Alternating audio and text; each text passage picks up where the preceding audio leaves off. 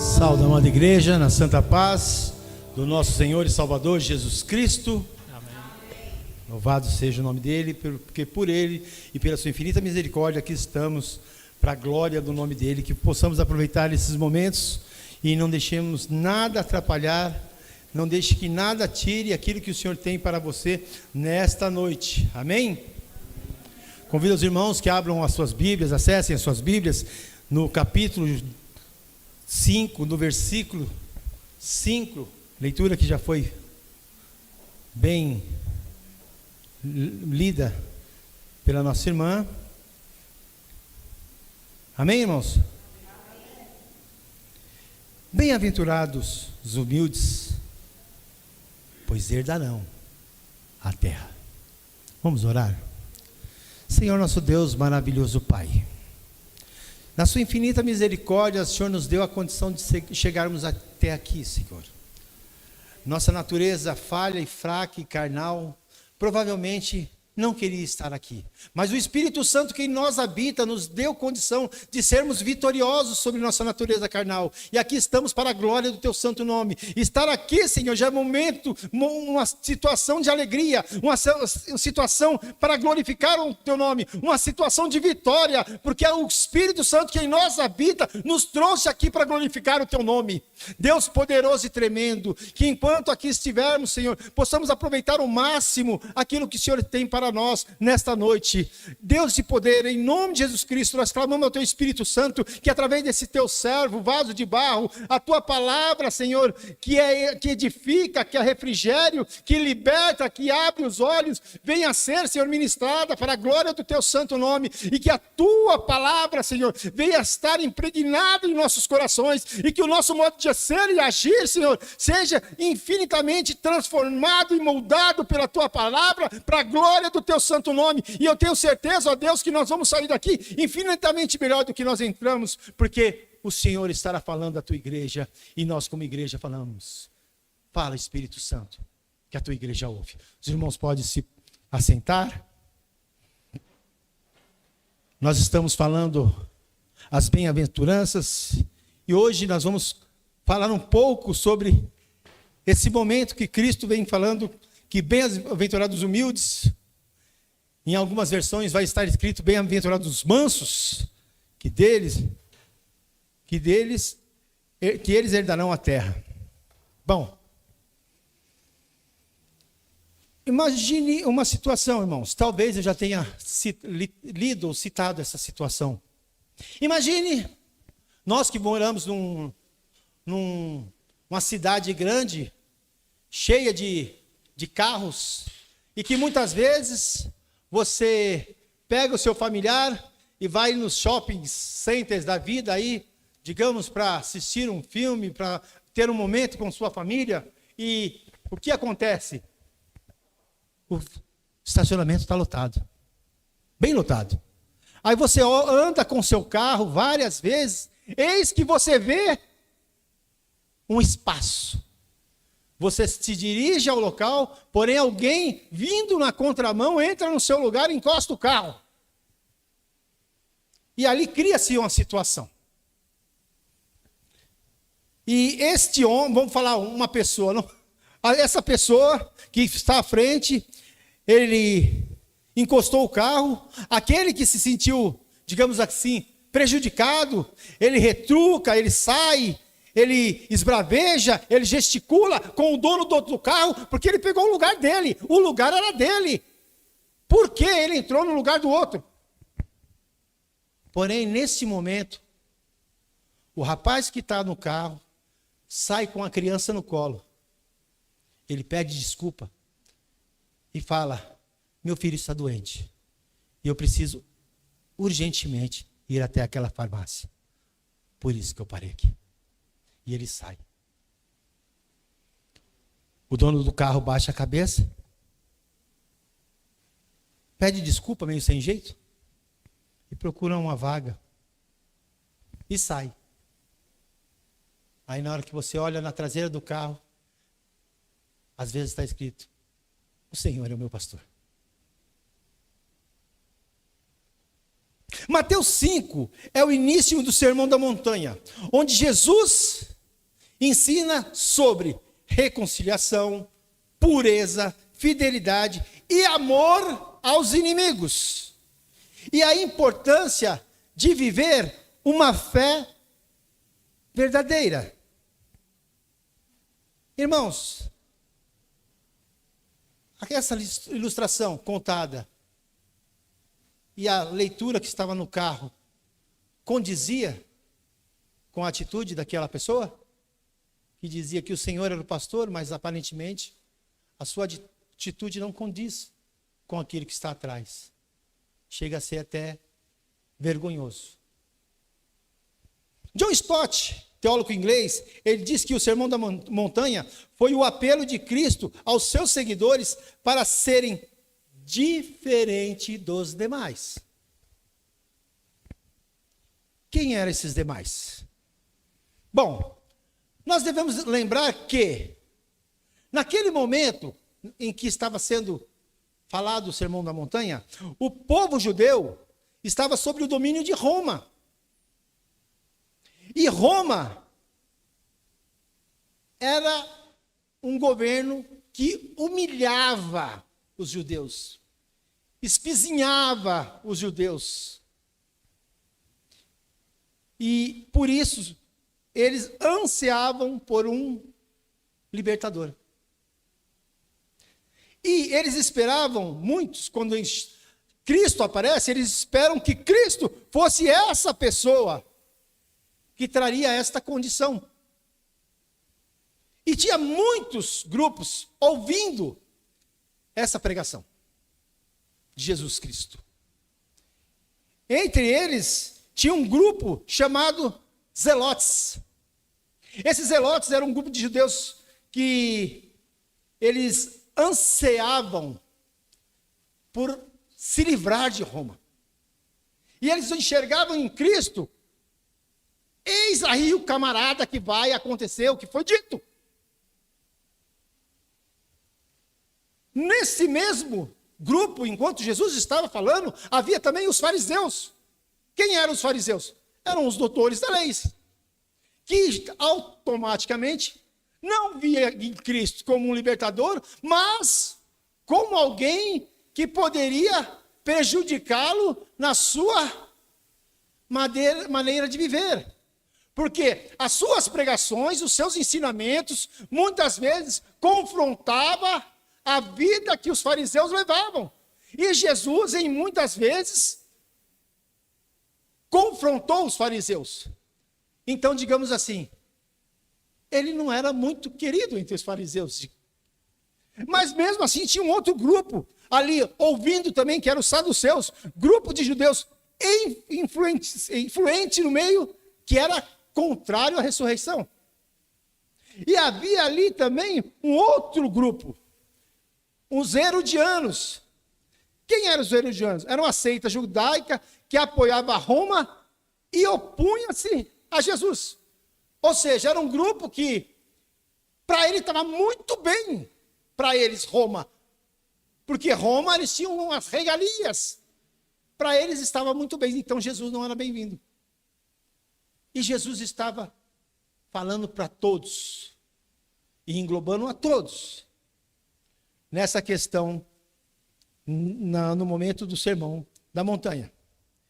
E agora ele vem falar algo que confronta até nós nos dias de hoje. Por quê? Quando ele fala sobre mansidão, você fica, mansidão é duro.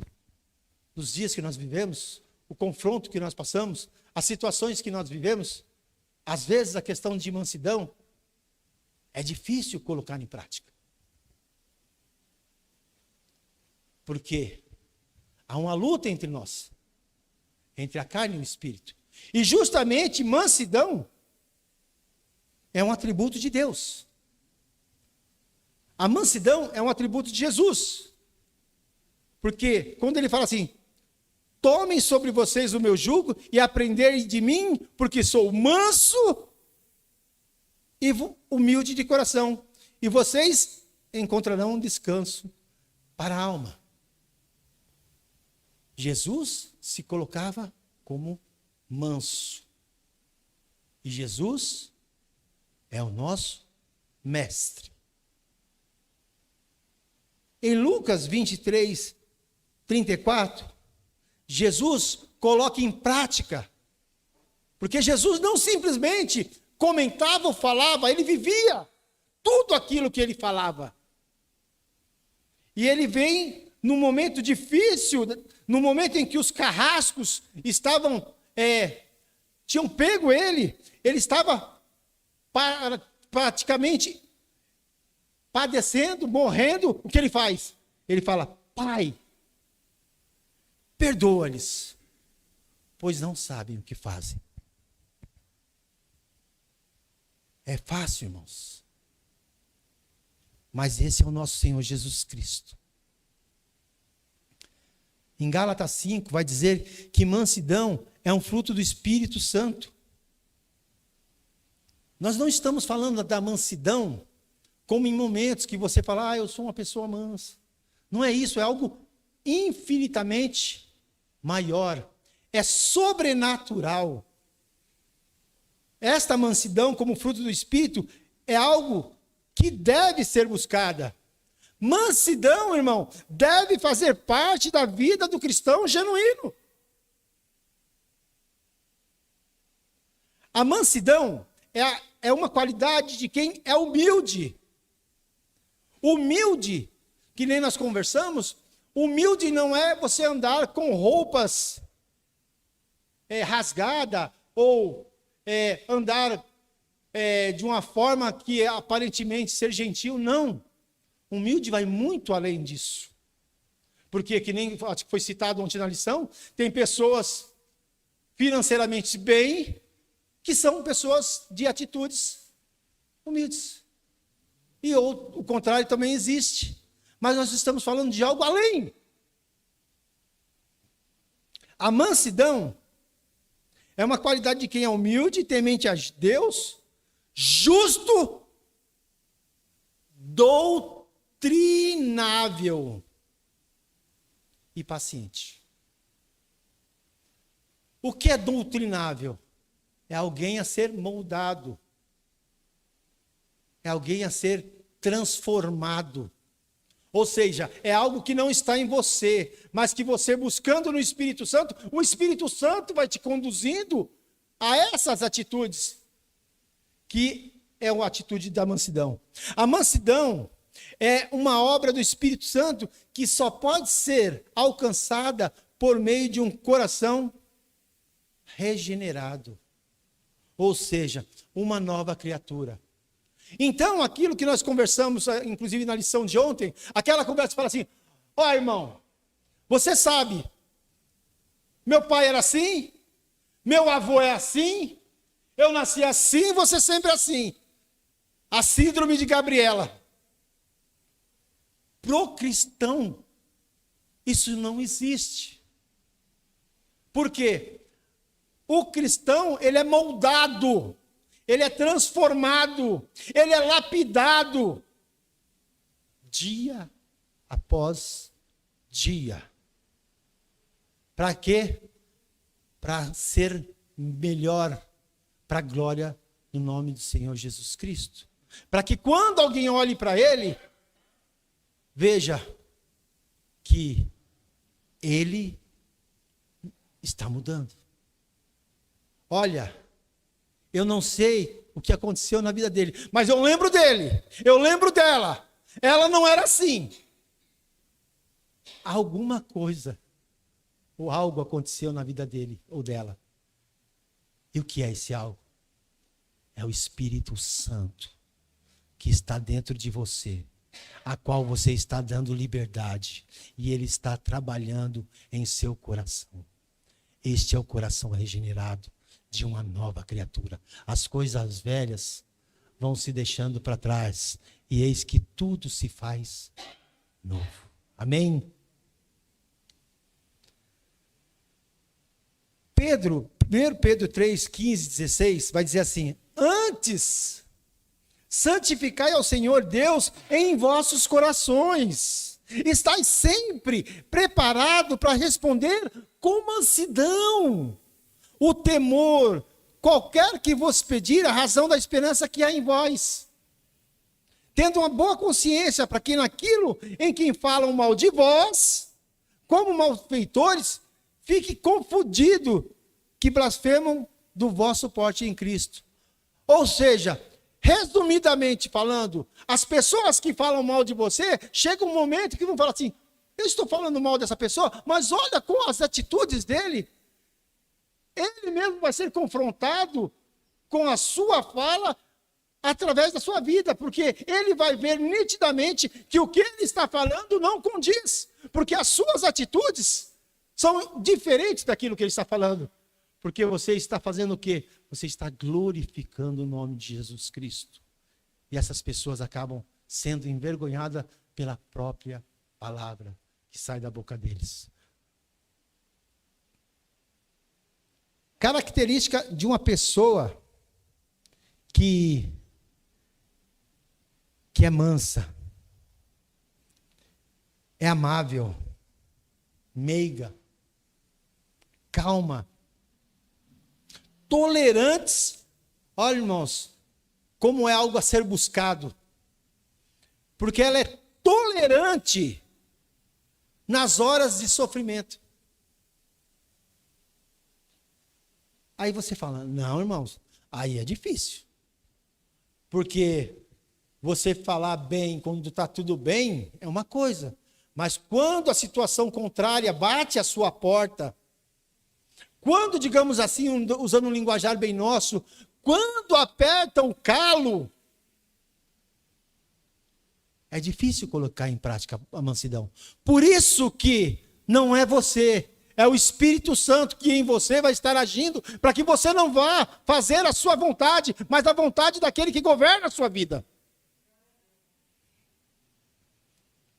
Quer exemplo? O exemplo de Jó. Jó, em tudo que ele padeceu, em tudo que ele sofreu, em momento nenhum, ele blasfemou. Em momento nenhum, ele condenou. Em momento nenhum, ele murmurou. Mas não é só Jó. Embora que Jó é alguém que é um exemplo que realmente mexe com nossos corações. Mas também, como nós estamos falando e falamos ontem de Noé na arca, foram 120 anos, irmãos. 120 anos fazendo a arca, 120 anos as pessoas possivelmente ofendendo, possivelmente blasfemando, possivelmente falando não tem nada a ver, possivelmente falando essa família é louca, possivelmente falando esse pessoal aí não tem o que fazer, estão fazendo essa coisa há mais de 100 anos e eles continuaram o quê? Firme no Senhor. Manso. Eles não confrontavam as pessoas, eles olhavam adiante e seguiam a palavra que Deus colocou no coração deles. Eles estavam baseados na palavra de Deus. E eles não só seguiam, como possivelmente, a Bíblia não entra nesse detalhe, mas eles também estavam pregando que a salvação era entrar na arca. E o que dizer de José do Egito, que sai de casa com 17 anos e padece 13 anos em várias situações. E no momento em que ele é preso, e no momento que ele é acusado de assediar a mulher do egípcio, em momento nenhum ele levantou a sua voz, em momento nenhum ele partiu para a agressão, em todo momento ele sabia que Deus estava com ele. E no momento que o Senhor o honrou, ele podia ter retribuído o mal, mas ele também não o fez.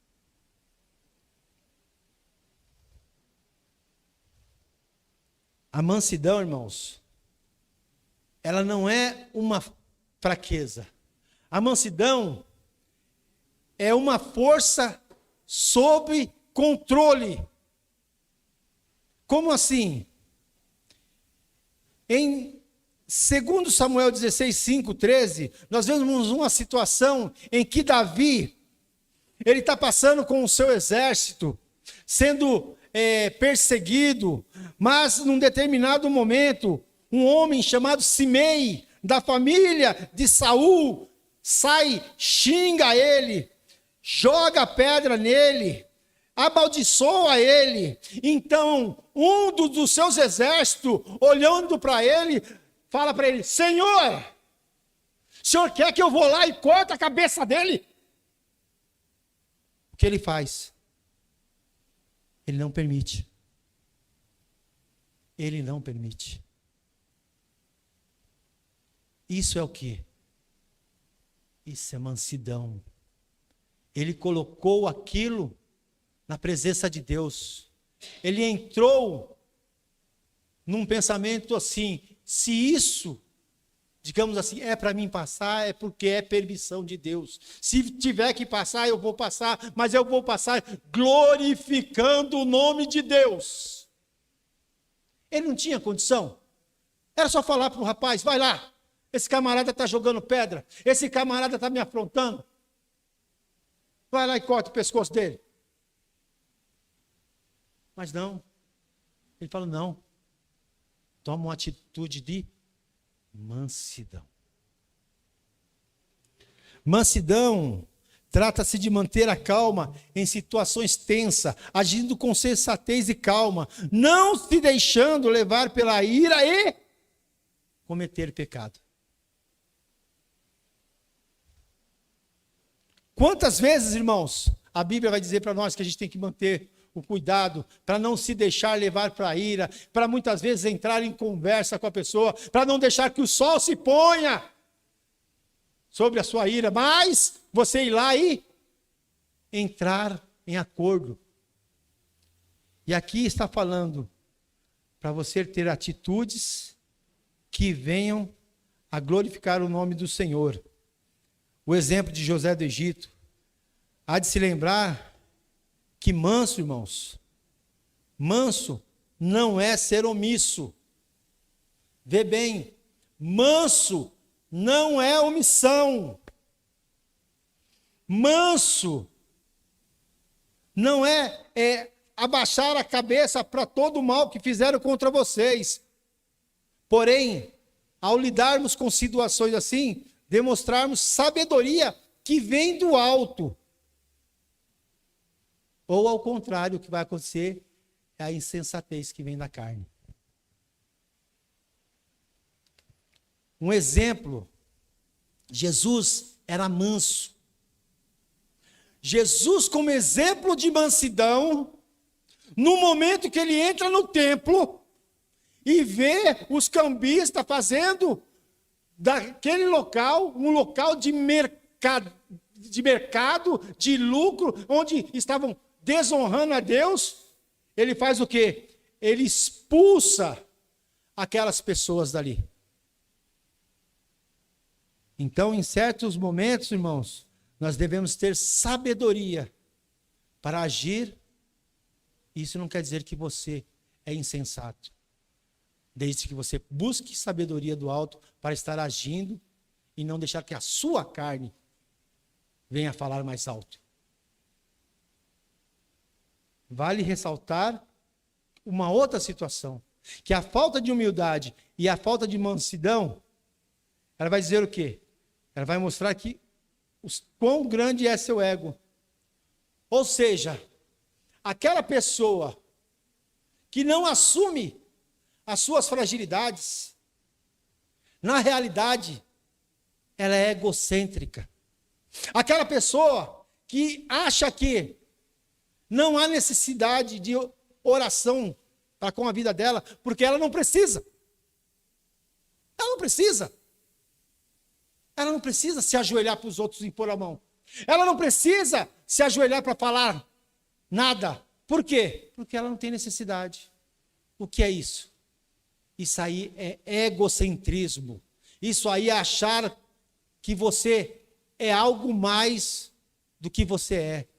Quando na realidade somos todos carentes de Deus. Somos todos carentes da misericórdia de Deus. A Bíblia vai dizer que nós estamos aqui, assim como a neblina, que por pouco aparece e por pouco desaparece. Independente quantas pessoas que você vê em pleno vigor físico e que já não está mais entre nós. Nós somos fracos, necessitados de Deus. E se estamos aqui agora, louvado seja o nome do Senhor. Amém?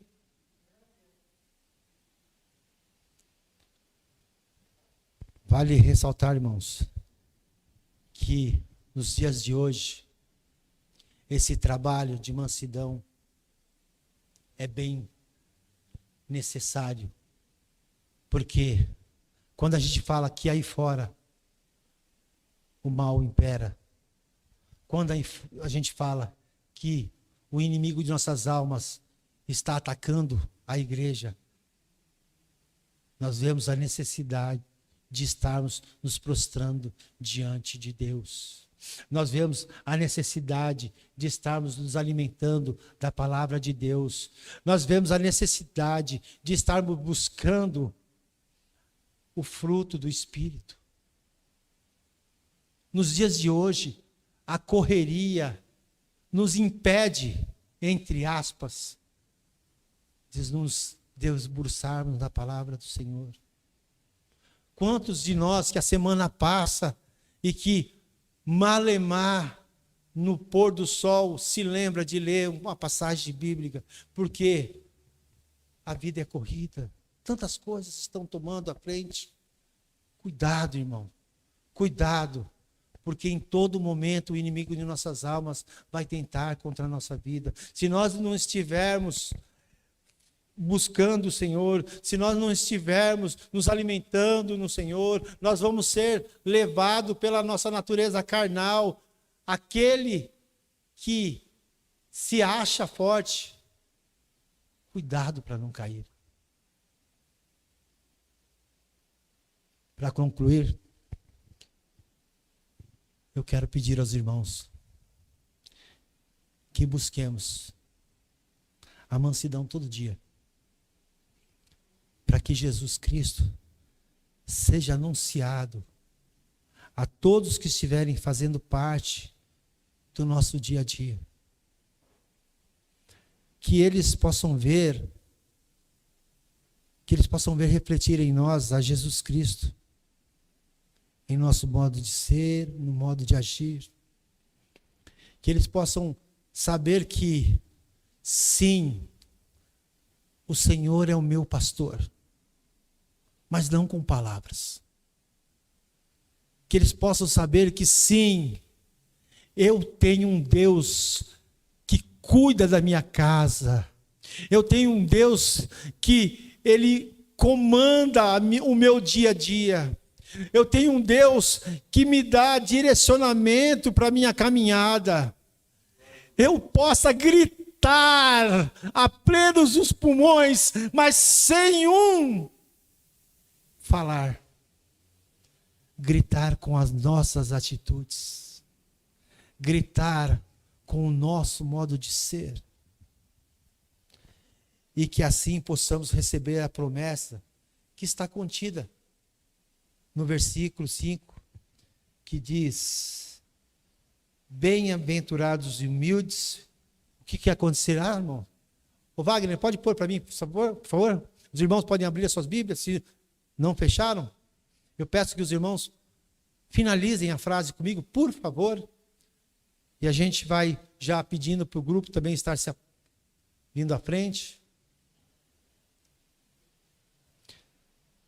Jesus falando a eles, confrontando, dizendo: bem-aventurado os humildes. Por que, igreja? Você quer receber a terra como herança? É promessa de Deus. E o que Ele pede? Seja humilde. Seja aquele a qual Jesus Cristo está sendo refletido. Amém? Que Deus nos abençoe e que possamos ser melhor amanhã do que nós fomos hoje.